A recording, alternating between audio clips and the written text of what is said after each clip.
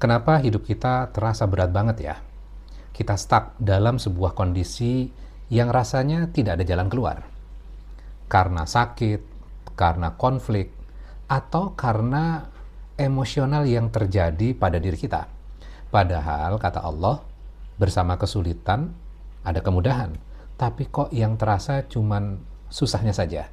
Fa inna ma'al usri yusra. Maka sesungguhnya kemudahan bersama kesulitan. Perhatikan ayatnya, ada kata fa di situ, maka. Jadi kalau logikanya sama ketika kita duduk di sekolah dulu. Jika A, maka B. Supaya B berarti kan syaratnya harus A terlebih dahulu. Jadi supaya kita bisa melihat dan merasakan yang namanya kemudahan bersama kesulitan itu, maka itu harus ada syaratnya. Supaya tahu syaratnya, kita ngajinya harus lihat beberapa ayat setelahnya di dalam surat yang sama.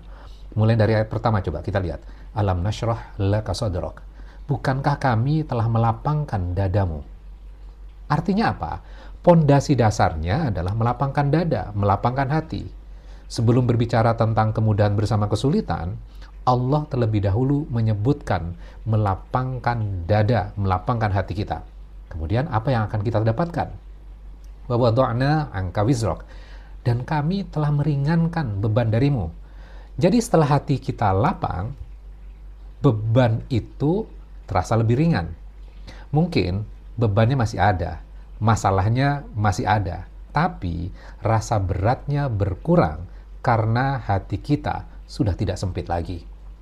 Baru masuk ayat berikutnya, fa inna ma'al usri yusra. Maka sesungguhnya kemudahan bersama kesulitan. Kemudian diulang lagi, inna ma'al usri yusra. Sesungguhnya kemudahan bersama kesulitan.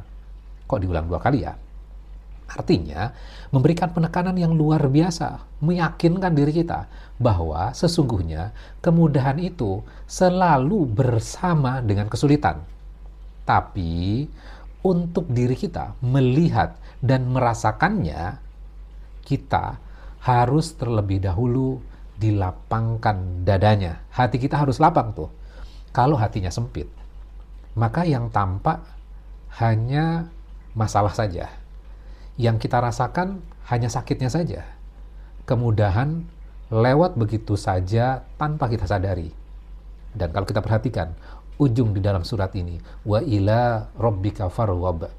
Dan hanya kepada Allah kamu berharap. Wow, luar biasa ya surat ini.